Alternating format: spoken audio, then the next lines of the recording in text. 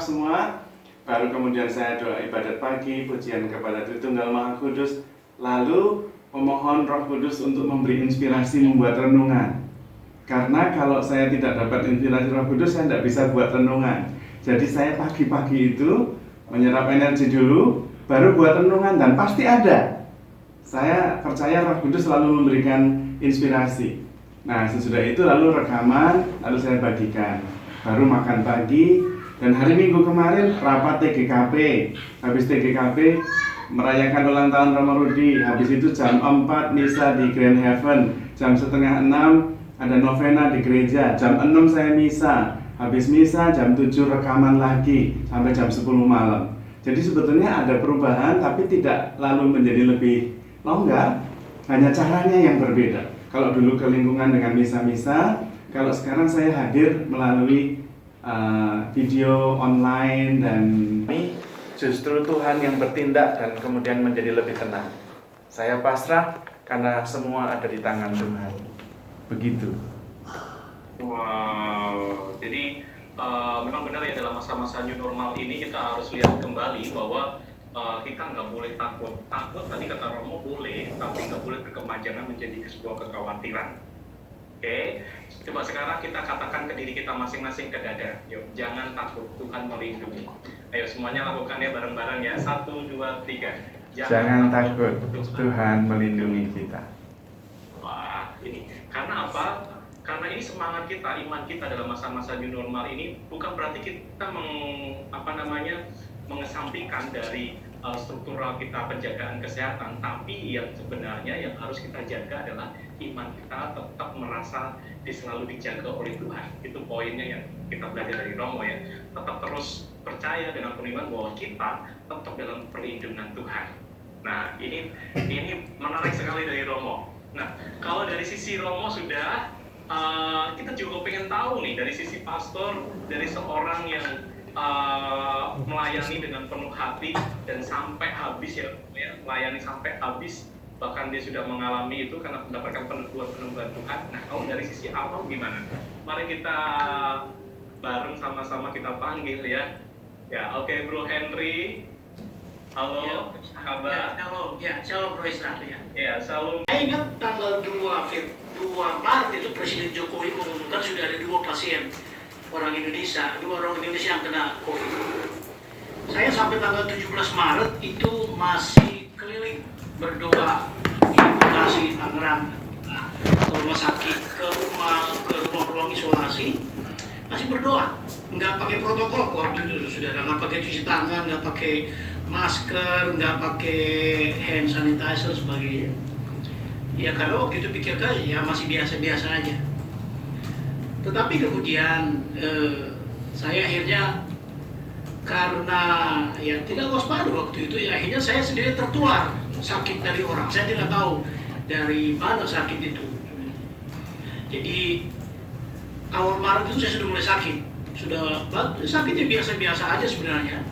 Belum batuk, hanya pilek, demam, influenza seperti itu.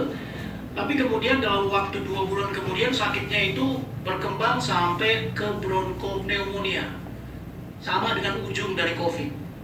COVID ujungnya itu mengakibatkan bronkopneumonia, paru-paru berisi cairan. Saya bronko bukan lobar dari tengah ke atas, kalau saya tengah ke bawah itu berisi cairan yang menutup alveoli dan trakea di paru-paru saya, sehingga saya sesak nafas.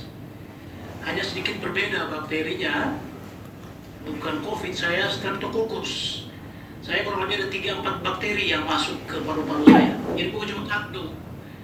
Ada satu bakteri yang harus dikultur selama 2 bulan di laboratorium, baru keluar bulan kemarin. Nah, bakteri baru ya, jadi 2 bulan baru setelah di strukturnya dibiarkan selama 2 bulan. Nah, kalau bicara soal keberanian itu, ya saya sih berani saja sampai Tuhan suruh berhenti. Karena saya berpikir begini, jangan sampai saya menjadi orang yang membawa penyakit buat orang lain. Saya sendiri kemasukan penyakit dari orang lain, saudara. Ya saya tidak tahu datangnya dari mana, tapi kemudian penyakit itu berkembang. Saya harus isolasi akhirnya. Tetapi saya selama isolasi ini pun saya tetap melayani Tuhan, tapi melalui telepon. Jadi saya tetap melayani Tuhan, mendoakan orang. Di sini saya pikir ada satu dua yang ikut, yang mengetahui yang saya doakan. Ada yang saya pernah datang doakan langsung, dan ada yang saya doakan melalui telepon. Jadi ya memang sedikit berbeda ya. Jadi menurut saya mendoakan orang dengan kita datang tatap muka, dengan mendoakan lewat telepon ada sedikit perbedaan, meskipun tidak signifikan menurut saya. Itu kan doanya sama menurut saya. Saya juga berdoa menggunakan ayat-ayat kitab suci, tetapi kalau mendoakan secara langsung kan kita masih bisa ada komunikasi, ada diskusi sedikit. Kalau telepon semuanya serba terbatas. Jadi saya dari Januari tetap mendoakan orang, tetap pergi ke rumah sakit, dari rumah sakit, rumah ke rumah, dari Bekasi, Tangerang, di Jakarta gitu ya. Dan nanti bulan Maret itu baru pertengahan Maret, saya ingat itu tanggal 17 Maret, baru benar-benar totally stop yang namanya pelayanan tatap muka, pelayanan fisik, Bro Istari. Terus berarti memang dari awal memang sudah ada kegiatan yang pelayanan yang kunjungan rumah sakit. Terus habis itu Maret totali isolasi. Nah, pada saat isolasi itu apa yang Bro rasakan? Apakah kadang ya orang yang kalau mengalami sakit begitu kan protes mungkin, loh aku udah pelayanan melayani A dan B sampai begini, saya kena nih. Terus masa isolasi, apa perasaan yang dominan dari Bro Henry yang rasakan seperti apa? Apakah merasakan, aduh saya harus terpisah nih dengan keluarga, dengan ibu, dengan anak dan sebagainya, dan harus terpisah dengan banyak hal, dan harus mengalami isolasi yang pastinya cukup lama ya isolasinya di sana. Nah itu Bro sendiri dalam masa-masa isolasi apa perasaan yang dominan di Bro? Apakah marah, apakah kecewa, atau justru malah sebaliknya Bro?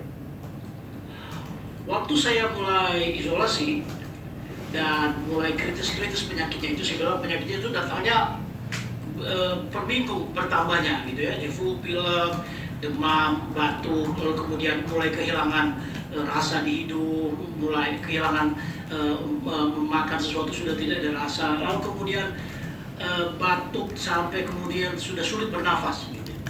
Saya sempat bertanya begini, ya, saya bertanya sama Tuhan, ini kenapa Tuhan izinkan ini terjadi ya kepada saya? Saya yang kerjanya yang pelayanan setiap hari pergi mendoakan orang, banyak melihat mujizat Tuhan di dalam pelayanan saya sekarang sakit. Ini sebenarnya apa maksud Tuhan bagi saya? Gitu. Saya sempat bertanya begitu. Tentu saja saya nggak dengar suara Tuhan. Tapi kemudian Tuhan ajar saya di dalam ketika saya sakit itu. Yang pertama yang Tuhan ajar kepada saya ketika saya sakit adalah saya mulai nggak takut mati, Pak Bro Istana. Jadi saya bahkan akhirnya ketika saya pikir itu akhir Maret dan selama bulan April itu dalam masa-masa kritis saya, demam, batuk dan sesak nafas. Lalu kemudian saya mulai memainkan, pergi ke dekat keyboard piano saya, lalu kemudian saya mulai memuji Tuhan. Saya menyanyi, saya menyalakan keyboard saya dan saya mulai memuji Tuhan. Saya berpikir begini, sekurang-kurangnya kalau saya mati, kalau nafas saya putus, saya mati di atas keyboard yang lagi berbunyi. Jadi orang tahu saya lagi menyembah Tuhan. Begitu pikiran saya. Tapi saya tunggu-tunggu, saya nggak mati. Padahal nafasnya udah kadang-kadang saya bernafas itu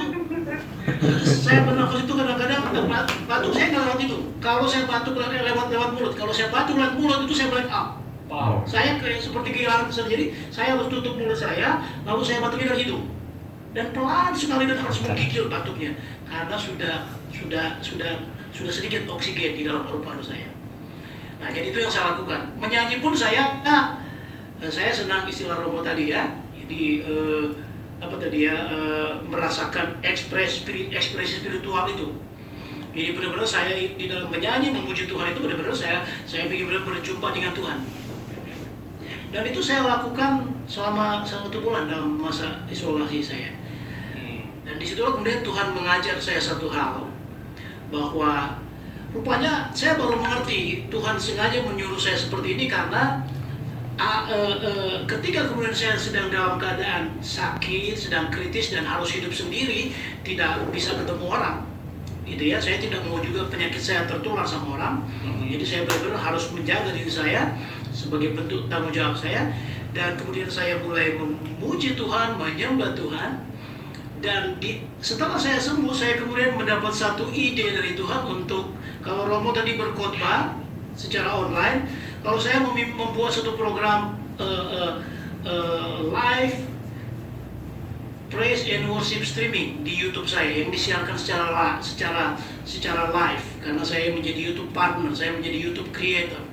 Jadi saya menyiarkan secara live pujian dan penyembahan saya. Itu sudah sampai tadi malam sudah episode yang ke-86. Totalnya sebenarnya sudah 90 episode, sudah mau hampir 100 episode. Jadi sudah hampir 100 hari saya bikin praise and worship di YouTube. Gitu. Jadi dari situ kemudian saya bilang, ini rupanya maksud Tuhan mengajar saya, kasih saya sakit ini. Jadi ketika saya sedang sakit itu saya mulai menyembah Tuhan, saya sudah mulai berdoa dan akhirnya kemudian jadilah program yang saya buat di YouTube itu. Begitu, Bro Ista. Wow, menarik sekali ya, dalam posisi sakit, dalam posisi isolasi, dengan rasa sakit yang seperti itu. Bro sendirian pada waktu isolasi itu? Ya, saya sendirian. Harus itu benar-benar sendirian. Oh, oke. Jadi ketika mengalami kesendirian itu baru ketemu sama Tuhan prosesnya, dan akhirnya membuahkan sebuah komitmen baru, berjuang untuk tidak istilahnya terpuruk dalam proses rasa sakit, tapi justru mengembangkan iman dan ingin membagikan iman kasih karunia Tuhan. Begitu ya, Bro ya? Ya. Wah, luar biasa. Nah, untuk channel YouTube-nya tentang apa, Bro? Kalau dari sisi yang sekarang dilakukan? Nah, sama seperti Romo tadi, kalau Romo kan harus berdoa mendapatkan inspirasi. Saya senang dengan istilah Romo dari inspirasi, karena hal itu juga yang saya masih lakukan. Saya melakukan praise and worship bukan asal memilih lagu, asal memilih tema, hajar aja, tidak. Saya harus berdoa sama Tuhan. Saya bilang, Tuhan, hari ini saya mau bicara tema apa? Hari ini saya saya mau praise and worship tema tentang apa? Jadi setiap hari itu temanya berbeda dan saya harus memilih lagu. Dan akhirnya ya sepanjang hari itu saya berdoa. Jadi kadang-kadang pagi sudah berdoa, aku belum dapat inspirasi, temanya apa? Kan mesti milih lagu gini. Siang belum dapat, sore belum dapat, dapatnya kadang-kadang baru malam, sudah tinggal 2 jam mau live, ini lagu belum dapat nih. Atau baru mulai, bukan ditulis, kan saya tinggal pilih pakai aplikasi, pakai OBS, jadi tinggal memilih. Jadi sepanjang hari itu saya sekarang kegiatannya berdoa, minta inspirasi Tuhan. Nanti hari ini tema apa yang saya mau sampaikan di praise and worship. Tetapi mulai episode yang ke-77 saya mulai menambahkan 2 item yang baru, karena Tuhan kasih inspirasi juga menurut saya sih. Jadi mulai episode yang ke-76 saya mulai mengisi dengan pewartaan, dan sekarang sudah bertambah durasinya, yang tadi cuma 1 jam, sekarang 1,5 jam sampai 2 jam live saya di YouTube, karena sudah ada pewartaan dan ada pelayanan doa. Seperti itu, Bro Ista. Menarik sekali kalau kita belajar dari 2 narasumber kita pada malam hari ini. Yang pertama, mereka sama-sama mengalami yang namanya kekhawatiran pada mulanya. Mereka juga berkembang, mengalami segala kekhawatiran dan menghadapi ketakutan itu dengan berdoa dan dengan mencari Tuhan. Akhirnya Tuhan memberikan sebuah jawaban untuk memberikan kekuatan dan bertambah imannya. Namun ternyata tidak cukup untuk bertambah iman, tapi Tuhan titipkan sebuah pesan untuk melakukan segala sesuatunya buat orang lain. Maka Romo mengambil sebuah media untuk pewartaan, untuk menyapa umat, untuk memimpin umat dan memperhatikan umat melalui channel-channel yang sudah disiapkan melalui renungan-renungan dari Romo yang selama ini kita dengar, dan ternyata memang buahnya sangat manis. Kita juga merasakan hati kita begitu tenang kalau udah lihat renungannya di Romo. Nah, dari Bu Henry justru malah mengambil satu hal yang berbeda sesuai dengan talenta yang sudah diberikan. Ya, kalau tadi dilihat dia dalam masa kesulitannya dia, yang nggak ada orang, dia harus berjuang dengan penyakitnya, dengan napasnya, dia tetap mau pegang keyboard, dan dia lakukan itu juga sepanjang hari ya, sebuah komitmen yang besar juga untuk sampai 90 hari atau 70-an episode itu sudah ada untuk praise and worship, dan sampai sekarang ya Bro ya berarti. Ya, sudah Sampai 86 episode 86. 86, oh ya, sampai 86 episode untuk Praise and Worship mengajak banyak orang untuk semakin dalam masa-masa new normal pandemi ini semakin memuji Tuhan untuk mendapatkan kasih karunia dan menerima yang namanya cinta dari Tuhan sehingga tidak ada rasa takut karena ada cinta. Wah, tepuk tangan dulu buat narasumber kita yang menarik malam hari ini. Nah, kalau Bro Henry sendiri nih, ini kan Bro Henry mengalami. Nah, bagaimana kalau pendapat Bro Henry sendiri bagi kita yang memang masa-masa seperti ini masih belum mengalami sesuatu hal yang mungkin istilahnya dapat mendapatkan suara atau mendapatkan banyak insight atau mendapatkan karunia dari Roh Kudus berbicara begini. Karena masa-masa seperti ini bagi kita kadang-kadang justru malah masih takut. Karena apa? Kita kehilangan masa-masa offline. Seperti kita nggak bisa di gereja secara offline, kita nggak bisa terima sakramen tobat, terus kita nggak bisa masuk ke komunitas bertemu dengan yang lain. Kadang-kadang ini justru malah bagi kita menjadikan alasan, aduh ya udah seperti ini terima aja, akhirnya spiritnya turun. Ya, ini sering dialami kita sebagai seorang awam. Nah, menurut Bro bagaimana caranya agar spirit yang sudah dibangun atau yang sudah ada itu masih tetap menyala-nyala di dalam masa new normal ini, Bro? Ya, menurut saya memang ini sebuah challenge, sebuah tantangan bagi kita, bagi umat Tuhan untuk ya inilah makanya new normal. Tapi kemudian, tapi bukan kita mengikuti misa online, kemudian juga kita mendapatkan doa dari Romo, berkat dari Romo melalui online.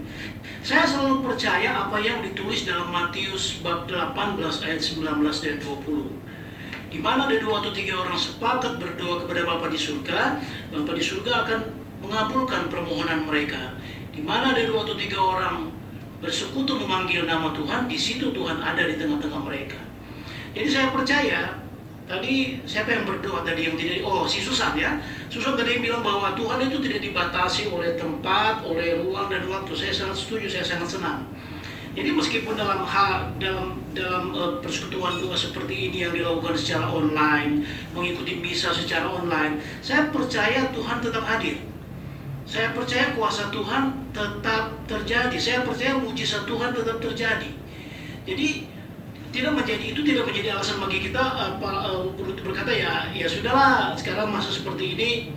Ada juga yang terlena gitu ya, terlena ya, malas mau ke gereja kan, syukur-syukur malah nggak ke gereja gitu loh. Lebih gampang sekarang mau misa di online gitu. Jadi menurut saya dengan kejadian adanya peristiwa ini sebenarnya maksudnya tidak mengubah semangat kita untuk mencari Tuhan. Hanya saja memang situasinya berbeda sama sekali. Tapi kalau secara rohani, secara spiritual, saya percaya Tuhan tetap hadir. Lagi dalam kesulitan, kemudian menelpon Romo. Ada orang juga yang kalau nggak dengar suara Romo langsung dari mukanya, dari depan mukanya kayaknya juga nggak serap gitu loh. Kalau kepalanya belum diucap-ucap sama Romo, didoain rasanya belum greget gitu. Padahal sebenarnya menurut saya itu saya bilang tadi, saya percaya Matius 18 ayat 19 tadi itu Tuhan tetap bekerja gitu. Tuhan tetap berkarya di masa-masa seperti sekarang. Jadi tidak menjadi alasan sesungguhnya untuk tidak mencari Tuhan. Saya kenal beberapa umat, bukan SMI tapi dari Gregorius Tangerang. Saya pernah menghitung, saya bikin praise and worship selama 15 hari. 15 hari itu mereka ikut terus dalam praise and worship. Saya bilang hebat banget nih orang yang bisa ikut praise and worship setiap malam yang saya lakukan setiap di atas jam 10 gitu. Jadi mestinya bagi saya gini, nggak peduli sebenarnya keadaan apapun yang menimpa kita, entah lingkungan, keluarga, situasi seperti ini, tapi mestinya kita tetap harus cari Tuhan. Kita tetap harus mendekatkan diri kepada Tuhan. Mungkin secara fisik terbatas, tetapi secara rohani kan Tuhan tidak terbatas. Saya sudah melihat bahkan beberapa bulan ini ketika saya mendoakan orang melalui telepon, saya melihat banyak mujizat yang Tuhan buat di dalam doa-doa yang kita lakukan melalui telepon, melalui media online. Itu Pak Ustaz. Menarik sekali, setuju ya. Berarti memang nggak bisa pasif, nggak bisa hanya terima-terima aja, tapi terus mencari Tuhan. Nah, posisinya paling penting di situ ya. Nah, kalau menurut Romo, bagaimana Romo? Romo, kalau kita kan kadang-kadang umat nih ada alasan nih, udah cukup ya di sini ya sudah gitu. Nah, menurut Romo apa yang harus kita lakukan dengan kita yang seperti ini Romo? Mungkin kita harus seperti apa? Nah, harapan dari Romo sendiri bagaimana kita sebagai umat agar spirit dan iman kita terus berproses dan terus bertumbuh menjadi iman yang lebih dewasa, Romo. Baik, saya akan mulai dengan mengingat dulu. Kita pasti ingat ketika para murid disuruh oleh Tuhan Yesus berangkat dulu, Tuhan Yesus berdoa, lalu ketika sudah dalam perjalanan 3 mil jauhnya dari pantai, mereka diombang-ambingkan gelombang. Mereka sungguh dipukul dan takut oleh ombak dan oleh angin. Dan yang menarik adalah bahwa Yesus meniti gelombang, Yesus berjalan di atas gelombang. Itu adalah simbol atau gambaran bahwa di setiap persoalan, Yesus ada di persoalan itu. Yesus bukannya pergi. Kalau ada persoalan, ada gelombang dalam hidup kita, Yesus sedang datang meniti gelombang itu.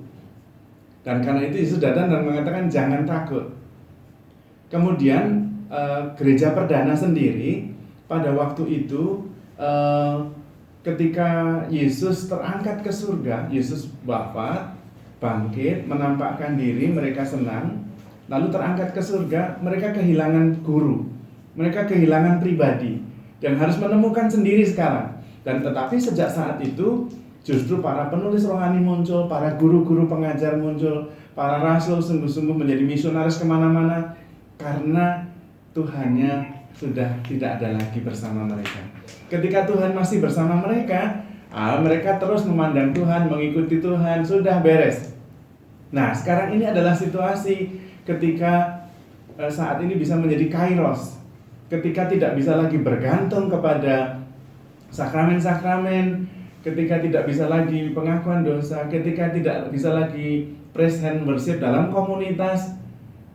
Saya sekarang harus menemukan secara kreatif yang membuat iman saya secara dewasa, menemukan sendiri bagaimana saya bisa menyiapkan hati saya, bagaimana sekarang saya tidak lagi memandang kepada komunitas untuk berharap mendapatkan penyegaran rohani, tetapi saya bisa menciptakan komunitas melalui online, melalui komunikasi, melalui persiapan batin yang lebih kuat. Karena sebetulnya antara online dan offline, akhirnya yang menentukan adalah disposisi batin kita. Kalau kita menyiapkan batin kita dengan sangat tekun, setia, fokus, lalu mengikutinya, rahmatnya tidak kalah dengan ikut yang offline. Ada romonya, ada ekaristinya, tapi saya tidak fokus di situ, pikiran saya kemana-mana, malah membuka handphone. Ya sama saja rahmatnya tidak dapat. Maka justru di sini yang menjadi lebih penting. Bagaimana secara disposisi batin saya lebih siap. Dan biasanya saat kritis, saat gelombang, Tuhan menyiapkan berkat secara khusus. Saat kritis itulah kairos terjadi. Ketika di perkawinan di Kana, kehabisan anggur itu justru menjadi kairos Yesus membuat mujizat. Ketika mereka dihantam gelombang, di dalam gelombang itu Yesus ada. Yesus datang. Ketika di dalam masa seperti ini, pasti ada kairos. Di saat kritis, Tuhan selalu menyediakan rahmat yang luar biasa. Dan kita tadi mendengar dari kesaksian Bro Kembe dan saya sendiri, bagaimana justru menemukan sebuah cara-cara baru untuk menyiasati supaya iman kita tetap bertumbuh. Menurut saya, teratai akan tetap berkembang meskipun dia tumbuh di lumpur dan air yang kotor. Tetap aja bunga teratai itu akan mekar dan bersih, suci, tak bernoda meskipun lingkungannya lumpur dan tempat kotor. Nah, disitulah kita. Iman yang ditanam oleh Tuhan, firman yang jatuh ke bumi tidak pernah akan tidak menghasilkan buah. Kita percaya Roh Kudus tetap berkarya, tinggal kita membuka disposisi batin kita dan kemudian kita tetap menghasilkan buah. Tetapi kita memang tidak pernah bisa memetik buah bulir anggur dari ilalang, tidak pernah kita bisa memetik buah anggur dari semak duri. Tetapi kalau kita adalah benih gandum, tetap akan menghasilkan buah gandum. Kalau kita adalah benih anggur, tetap akan menghasilkan buah anggur. Kita murid Kristus, tetap akan menghasilkan buah dalam kondisi apapun juga. Ya, wah, setuju sekali Mo. Jadi pada masa-masa seperti ini, masa-masa new normal ini, untuk kita menambah iman kita menjadi iman yang dewasa, jangan bergantung. Ya, kita pun harus mengembangkan iman secara mandiri. Ya, kita nggak bisa bergantung sama komunitas dulu sementara pada saat pandemi ini. Kita nggak bisa bergantung dengan kegiatan-kegiatan rohani dulu, dan bukan menjadi alasan karena nggak ada kegiatan kita nggak mengembangkan iman. Tapi Kairos datang ketika kita terus mencari Tuhan. Ya, waktu ini semangat sekali, super sekali pada malam hari ini. Wah, luar biasa. Jadi Bapak Ibu, kita belajar bahwa kita sama-sama nggak boleh tinggal diam aja. Kita nggak boleh cuma diam saja, tapi kita dalam masa-masa seperti ini, kita terus cari Tuhan, karena waktunya Tuhan secara pribadi akan menjawab buat hidup kita. Nah, ini bagi kita Mo. Nah, kadang-kadang Mo, kita kalau melihat di teman-teman kita di OMK, ini kadang-kadang juga mengalami suatu hal yang sama, orang-orang muda. Dan apalagi di sini juga ada Bapak Ibu yang punya anak-anak OMK, kadang-kadang mengalami kekhawatiran. Kami melihat beberapa waktu yang lalu ada survei tentang agama Mo. Ya, tentang agama. Surveinya ini mengatakan bahwa agama sekarang ada banyak hal, tetapi populasi agama di dunia tahun 1970, tahun 2020 ada pergeseran. Ada pergeseran yang cepat di tahun 1970 sampai 2020. Pergeserannya seperti apa? Pergeserannya sekarang memang posisi Kristen Katolik ada di posisi pertama tahun 2020, disusul dengan Islam Sunni. Tetapi yang menarik ini Mo adalah ateis dan agnostik itu membalap. Dari tahun 70 membalap terus sampai naik. Maka tidak heran ketika kita melihat Eropa banyak gereja yang sepi. Tetapi kalau kita melihat sekarang Romo, di Indonesia mungkin kita melihat memang belum sampai ke arah sini, paham agnostik, paham ateis ini membesar atau berjamur di sini. Tapi ada sebuah potensi yang bisa kita lihat ke depan, bahwa anak-anak muda akan cenderung ke sana dalam masa-masa new normal ini, masa-masa pandemi ini. Orang sudah mulai, udahlah nggak mau ke gereja deh, udahlah online seadanya aja deh, dan sebagainya. Ini anak muda terlalu praktis. Nah, kalau melihat seperti ini Mo, dari gereja bagaimana menanggapi Mo, dari Romo sendiri bagaimana caranya agar kita sebagai orang tua tidak terjebak untuk anak-anak kita masuk ke paham yang memang sangat menggoda sekali, terutama di masa-masa online seperti ini Mo. Dari Romo sendiri, pendapat Romo bagaimana? Baik, saya sendiri memang juga punya keprihatinan yang sama seperti yang Bung Istar sebutkan tadi ya. Agnostik sangat cepat berkembang karena memang sekarang ini kecenderungannya pada hal-hal praktis, kognitif, rasional. Nah, tetapi di dalam diri kita itu ada dua lapisan. Lapisan pertama adalah lapisan conscious, sadar. Lapisan kedua adalah unconscious, yang tidak sadar. Dan yang unconscious itu seperti iceberg, seperti gunung es. Sadarnya itu hanya sepertiga, yang 2/3 justru unconscious. Nah, ini kesempatan bagi kita, karena sadar itu pada bagian rasional, pemikiran, yang unconscious justru pada bagian penyerapan, pada bagian emosi, pada bagian empati. Nah, di sini kita memanfaatkan struktur dalam diri kita itu. Maka peranan orang tua menjadi sangat penting. Orang tua harus memberi contoh dan teladan dalam kegiatan konkret. Karena kemudian itu yang diserap. Mungkin tidak dipikirkan, tetapi diserap. Penyerapannya bukan hanya conscious, tapi unconscious juga. Ketika orang tuanya tetap berdoa rosario, ketika orang tuanya tetap ikut misa online, ketika orang tuanya tetap mengadakan puji-pujian, ketika orang tuanya tetap mendengarkan dan membaca firman Tuhan, anak tanpa sadar, unconscious, dia menyerap itu semua. Menyerap. Maka jangan heran kalau orang tuanya sering doa rosario, anaknya akan senang rosario. Atau ketika orang tuanya sering menyanyikan puji-pujian, tanpa sadar anak-anak kadang-kadang mumbling, bergumam, bersenandung lagu yang dinyanyikan orang tuanya karena unconscious. Dan disitulah kita bisa mempertahankan iman kita melalui tradisi, iman kita melalui devosi, bukan melalui pengajaran saja atau pemikiran. Karena pemikiran bisa kalah oleh agnotism. Tetapi penyerapan, tradisi, devosi tidak pernah bisa kalah oleh agnotism. Karena itu Kristen Protestan yang berbasis pada pengajaran, sementara Katolik berbasis pada devosi dan tradisi, beda hasilnya. Eropa Barat, Belanda yang basisnya Kristen Protestan habis 40% menyatakan saya ateis. Yang terbuka, yang tidak terbuka mungkin lebih besar. Tetapi negara-negara seperti yang Katolik, yang tradisi dan devosional, Italia, Spanyol, Polandia masih bertahan. Bahkan di Vietnam yang puluhan tahun komunis dan dilarang, mereka tetap bertahan karena devosi. Mereka membaca misa tidak boleh, imam tidak boleh, dan tidak boleh ada orang yang berdiri di depan. Maka mereka membaca misa dari tanda salib sampai berkat perutusan bersama-sama, tidak ada yang di depan. Sampai sekarang ketika misa diizinkan kembali, karena devosi, karena unconscious. Maka untuk anak-anak, orang tua peranannya sangat penting.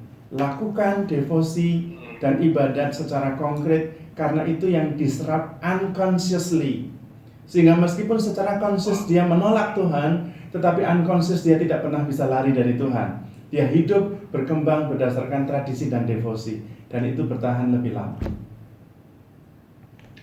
Wow, jadi ini salah satu langkah ya buat kita. Memang kita nggak boleh depend secara umum kepada hal-hal yang lain, tapi justru malah kepada keluarga kita bangun, kita rubah keluarga kita, karena ya anak-anak ya lahir dari keluarga kita. Kalau keluarga kita dalam masa-masa seperti ini justru malah memperlihatkan kesatuan hati untuk tetap berdoa bersama, mungkin baca firman bersama, pujian bersama, atau bahkan nih kalau misalnya mendapatkan renungan dari Romo, atau mendapatkan renungan dari Romo yang lain, atau mendapatkan puji-pujian yang lain bareng-bareng sama keluarga. Jadi bukan hanya papinya sendiri lihat renungan, atau maminya sendiri lihat renungan, tapi ajak anak-anak mungkin habis makan bareng-bareng, yuk kita renungan bareng.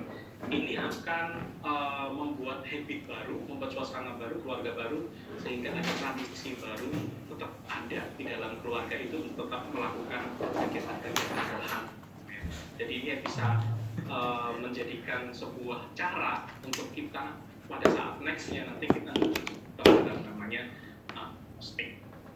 Wah, keren Romo. Nah, Mo, kalau selama ini itu anak muda, Mo. Sekarang kalau kita sekarang memasuki dalam sisi fase ke gereja online, kita ke gereja online. Ya ini terjadi dengan orang tua, terjadi dengan anak OMK, terjadi dengan anak-anak. Kita melihat kita beberapa kali ngobrol dengan banyak-banyak teman dan banyak-banyak keluarga, terjadi beberapa hal yang berbeda tentang yang namanya misa online. Paradigma atau pandangannya berbeda, Romo. Ada yang setuju, ada yang aduh, aku enaknya misa offline, aku enaknya online gitu. Wah, aku mendingan offline, aku nunggu aja. Saking nunggunya nggak datang-datang gitu. Akhirnya juga nggak ke gereja online juga, nggak ngelakuin apa-apa. Nah itu sebagai alasannya sebenarnya. Ada juga yang justru malah ya sudah online, malah keasikan di online, Romo. Keasikan di online ini menyebabkan banyak orang akhirnya berpikir seperti ini, Romo. Aduh, kalau ke gereja hari Minggu cari deh bisa yang paling singkat. Oh ini ada nih di Keuskupan Agung Semarang, kayaknya nggak pakai lagu-lagu, dia langsung akhirnya cari tuh di situ. Akhirnya pakai di gerejanya di situ terus karena merasa paling cepat. Atau bahkan persiapannya, Romo, karena online ya nggak perlu kita siapin mobil, nggak perlu kita ini dan sebagainya. Akhirnya kita langsung aja 5 menit sebelumnya langsung setel gitu kan, langsung ada di situ. Atau bahkan juga pada waktu misa pun karena kita di rumah ya sudah, kaki kita, tangan kita, sikap kita, handphone kita juga masih ada. Nah karena apa? Ini kan ya dengan offline sebagai menjadi suatu alasan banyak hal, sehingga banyak orang akhirnya terjebak dengan yang namanya kenyamanan praktis dan tidak perlu melakukan ke gereja dan sebagainya, sehingga ini bisa berdampak menjadi iman yang praktis, Romo. Nah ini kecenderungan ini juga bahkan terlihat juga di beberapa teman kita ketika mengadakan offline. Banyak juga yang sebaliknya, aku malah belum dulu deh bisa offline, aku masih takut gitu, sehingga masih ada bangku-bangku kosong yang kadang-kadang kita lihat di masa-masa sekarang udah dibuka gereja di offline, Sehingga kadang-kadang kita bingung nih Romo, nanti maunya gimana nih? Nah sebenarnya apa sih yang titik temunya antara misa offline dan misa online? Apa yang harus kita ambil, apa yang harus kita gali, dan apa yang disimpulkan dari dua misa itu? Apapun caranya, kita pun harus melakukan apa untuk mendapatkan agar harapan kita penuh akan Tuhan. Karena dari misa kita tetap percaya misa itu menimbulkan atau melahirkan harapan baru dalam hidup kita. Nah kalau Romo sendiri gimana Romo? Pandangannya Romo? Ya, baik. Kita mesti melihatnya secara tahap demi tahap ya. Misa online diadakan ketika misa offline tidak dimungkinkan. Jadi itu bukan pilihan sebetulnya, bukan pilihan. Tetapi sebuah alternatif yang mencoba menyiasati suasana baru yang tidak memungkinkan adanya misa offline. Itu berarti seperti tidak ada, mesti ditangkap adalah spiritnya, bahwa meskipun tidak bisa, tetapi saya bisa menemukan cara baru untuk tetap mengungkapkan iman saya, membuat iman saya bertumbuh. Nah itu poinnya. Sehingga online dibuat karena tetap untuk menjaga supaya iman kita bertumbuh. Karena itu nanti kalau memang sudah online dan nanti sudah offline, kita tetap harus kembali. Karena berarti yang sebetulnya yang diidealkan sudah bisa. Sementara online adalah sebuah strategi baru ketika yang diidealkan tidak mungkin dilaksanakan. Itu prinsip dasarnya. Tetapi semangatnya harus tetap sama. Baik online maupun offline, semangatnya harus sama, yaitu bahwa saya memang mau membangun relasi dan menjaga iman saya supaya tetap bertumbuh dan menghasilkan buah. Maka pertimbangannya jangan praktis, jangan mudah, jangan enak. Itu tidak cocok. Spiritnya adalah spirit untuk meningkatkan iman. Spiritnya adalah untuk menumbuhkan, menghasilkan buah. Maka we give the best. Karena itu yang mau kita usahakan. Spiritnya itu. Jadi bukan karena ini online, ya sudah kita cari yang mudah, tidak perlu persiapan, kita cari yang singkat. Nah, itu kehilangan spirit. Nah, nanti ketika online dan ada offline, kita kehilangan spirit yang dimaksud. Maka online adalah bukan pilihan tetapi sebuah strategi dari yang ideal yang tidak bisa dilaksanakan menjadi sebuah alternatif. Maka ketika yang ideal sudah bisa, sakramen, kita bisa sungguh-sungguh bersatu dengan Yesus secara sakramental, itu sangat penting. Sangat penting. Tetapi toh tetap meskipun nanti ada misa offline, tetap ada orang-orang yang tidak bisa ikut, yaitu yang usia sudah lanjut, orang yang punya komorbid, anak-anak. Nah, mereka tetap harus melaksanakan yang alternatif online, meskipun offline sudah ada. Tetapi sekali lagi bukan masalah offline dan online, atau penghubung antara online dan offline adalah spiritnya. Spiritnya adalah spirit untuk membangun relasi yang mendalam supaya iman kita bertumbuh. Sehingga spirit itu yang dijaga, bukan masalah kewajiban yang penting misa lalu cari yang praktis, yang paling enak, yang paling cepat. Nah itu dua hal yang berbeda. Kehilangan spiritnya kalau seperti itu. Baik online maupun offline menjadi tidak relevan. Tetapi meskipun online dan meskipun nanti ada offline, spirit yang sama tetap harus dihayati. Bahwa saya perlu membangun relasi yang mendalam supaya iman saya bertumbuh dan menghasilkan buah, maka perlu menyiapkan disposisi batin yang sesuai, yang maksimal, supaya rahmat yang kita terima maksimal juga. Begitu. Wah, setuju sekali Romo. Jadi memang untuk bisa untuk offline dan online kita harus sekali lagi dari sisi spiritnya. Jadi bukan menjadi suatu perdebatan lagi enak mana dan senang di mana, tapi sekarang kita lihat dari diri kita sendiri, persiapan kita bagaimana, karena misa ini adalah kita membangun relasi dengan Tuhan. Kalau kita dengan misa yang alternatif sekarang saat ini kan sementara waktunya, tapi yang terpenting adalah bagaimana kita membangun relasi dengan Tuhan di dalam misa. Karena itulah yang kita temukan nanti Tuhannya ada di misa di online maupun di offline itu sama, kita ketemu sama Tuhan. Begitu ya Romo ya. Jadi poin yang terpenting kita kembali lagi ke spiritnya dulu, karena misa itu bukan kewajiban dari kita, tapi membangun relasi kita untuk kita ketemu sama Tuhan. Jadi kembali lagi ke kita dalam persiapannya. Nah, Romo, tadi sudah ada beberapa pertanyaan Romo, dan tadi saya sudah tangting, banyak sekali yang pengen tanya nih Romo.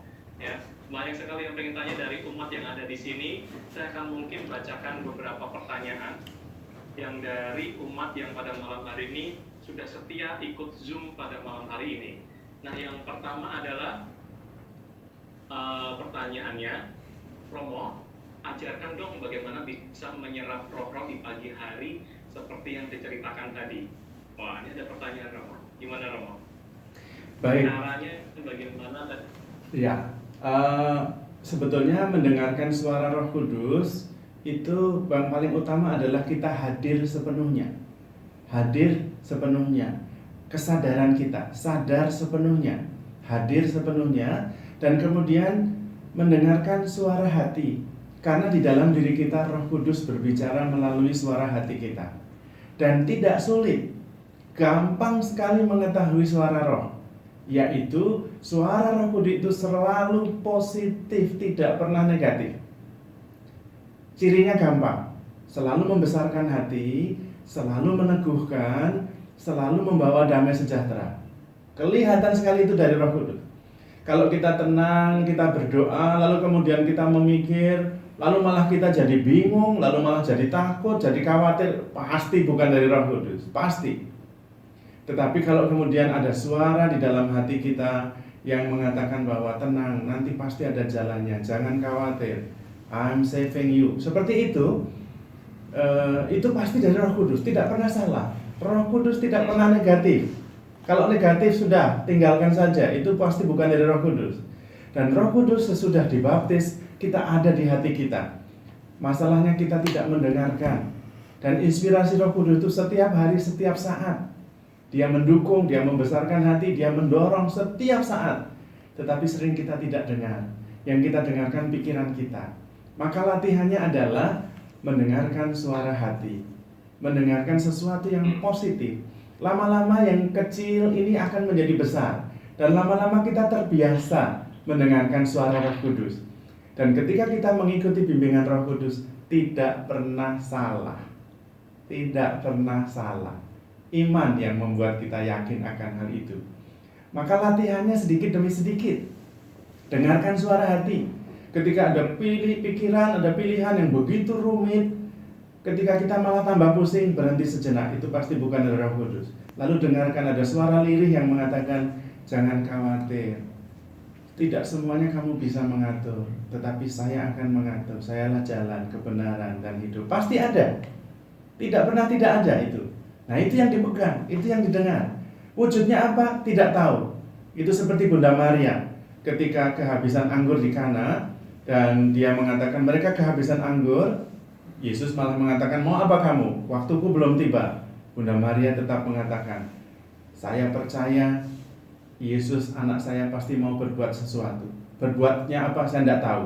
Maka dia bilang kepada pelayan, apapun yang dikatakan anak saya itu lakukan. Dan itu yang terjadi. Bunda Maria yakin bahwa Yesus mau berbuat sesuatu. Berbuatnya apa? Tidak tahu. Mau suruh Simon pergi ke tetangga beli anggur? Tidak tahu. Mau dia mengeluarkan anggur yang dibawa oleh muridnya? Tidak tahu. Mau mengubah air jadi anggur? Tidak tahu juga. Tetapi yang dia tahu, dia yakin bahwa Yesus pasti berbuat sesuatu. Apa itu? Pasti baik. Dan itu yang terjadi dengan Roh Kudus dalam diri kita. Kita seringkali juga tidak tahu, tetapi kita yakin pasti yang baik, yang benar, yang membesarkan hati, yang membuat kita damai. Jejak-jejak Roh Kudus adalah damai sejahtera. Kegelisahan, ketakutan pasti bukan dari Roh Kudus. Sederhana dan gampang, tidak susah. Setuju sekali, kegelisahan bukan dari Roh Kudus. Kalau Roh Kudus membawa damai sejahtera ya Romo ya. Amin. Nah, ini balik lagi ke sesi pertanyaan yang kedua nih Romo. Masih tentang Roh Kudus nih Romo. Masih tentang Roh Kudus, ada pertanyaan, bagaimana cara berdoa bagi umat biasa untuk dapat inspirasi Roh Kudus? Apakah bisa dengan cara doa meditasi atau doa Yesus? Kalau menurut saya, inspirasi Roh Kudus itu selalu ada. sehingga kita tidak membutuhkan doa atau cara doa tertentu, tetapi adalah keheningan batin, ketenangan. Caranya adalah justru bukan doa tertentu, tetapi pertama, mengurangi pikiran, itu yang pertama. Karena pikiran kita tuh banyak sekali, sehingga gaduh, suara Roh Kudusnya tidak kedengaran. Nah, kalau dikurangi pemikirannya, disederhanakan, lalu kelihatan muncul. Yang kedua, menata perasaan. Perasaan kita itu seperti gelombang, naik turun, moody. Apalagi ibu-ibu itu, tergantung sekali moodnya. Dan itu kadang-kadang lalu membuat tidak bisa mendengarkan bimbingan Roh Kudus karena mengikuti perasaan. Perasaan itu bukan Roh Kudus. Pikiran juga bukan Roh Kudus. Roh Kudus adalah bergerak di dalam hati, di kedalaman. Yang tenang, yang damai, baru dia muncul. Seperti ketika Elia di dalam bukit, di dalam gua, ada badai yang menghancurkan, Tuhan tidak ada. Ada gempa yang begitu menghebohkan, tidak ada. Tetapi ketika sepoi-sepoi basah, di situ Tuhan ada. Maka bukan cara berdoanya, bukan doanya apa, tetapi menata pikiran, jangan banyak-banyak berpikir. Dulu orang tua selalu menasihati, jangan banyak pikir. Karena ketika berpikir itu kita gaduh, tidak bisa dengar suara Roh Kudus. Juga jangan ikuti perasaan. Perasaan itu seperti gelombang naik turun, moody. Tidak bisa kita. Tetapi seperti danau yang tenang, yang jernih. Jernih itu lambang pikirannya sedikit, lalu yang tenang itu lambang gelombangnya tidak ada, perasaannya tidak ada. Maka dasarnya kelihatan. Dan itulah Roh Kudus. Akan muncul dan selalu positif, tidak pernah negatif.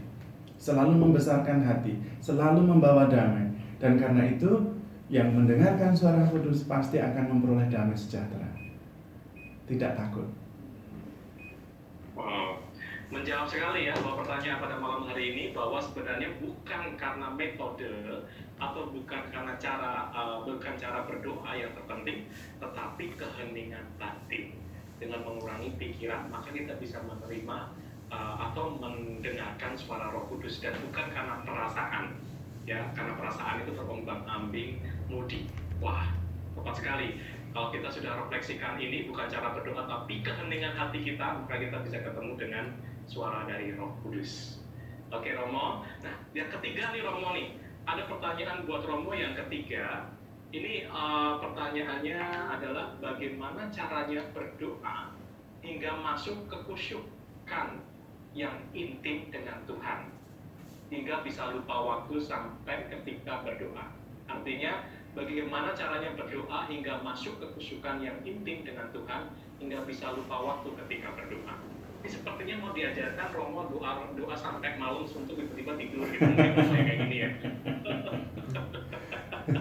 Ya, maksudnya adalah bagaimana biar kusuk sampai lupa kalau kita lagi berdoa, Romo. Mungkin ini yang dimaksud seperti ini. Ya. Jadi pengen doa mungkin yang panjang tapi nggak mudah untuk ketrispek dan sebagainya. Mungkin ini seperti ini Romo maksudnya. Betul, saya merasa ini memang penting. Kadang-kadang kita tidak tahu cara berdoa. Yang pertama dalam berdoa itu adalah menumbuhkan cinta di hati kita. Justru itu pertama. Jadi sebelum berdoa, menumbuhkan cinta di dalam hati kepada Tuhan. Harus mohon rahmat Tuhan. Jadi mohon rahmat cinta, itu pertama-tama. Ketika ada sudah rahmat cinta di dalam hati, ketika kemudian ada rahmat cinta, maka kita akan fokus kepada Tuhan. Dan seperti seorang yang jatuh cinta, dia selalu kehabisan waktu. Nunggu pacarnya aja selalu kehabisan waktu. Bersama pacarnya saja selalu kehabisan waktu, cepat berlalu. Karena itu pertama mohon rahmat Tuhan. Yang dimohon adalah rahmat cinta di dalam hati, supaya saya mempunyai cinta mendalam dan berkobar kepada Tuhan. Maka doa menjadi mengalir, doa menjadi fokus karena ada rahmat cinta itu.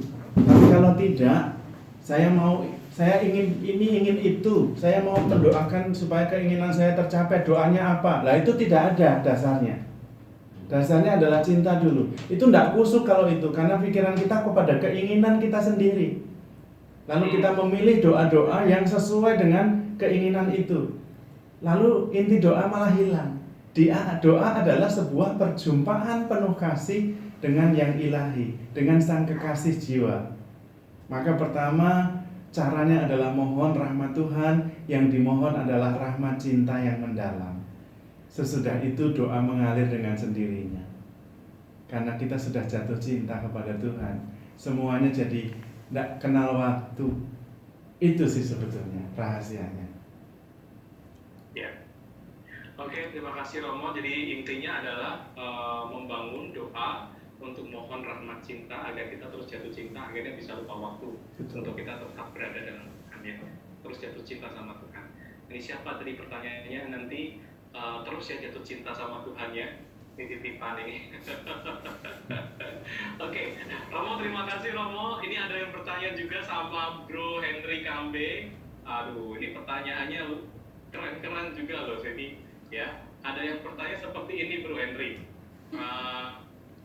Caranya bagaimana menjadi seorang pendoa seperti Bapak? Baik. Kalau ingin menjadi seorang pendoa, bagi saya yang pertama orang itu harus lakukan bahwa dia harus memutuskan untuk menjadi seorang yang rajin berdoa.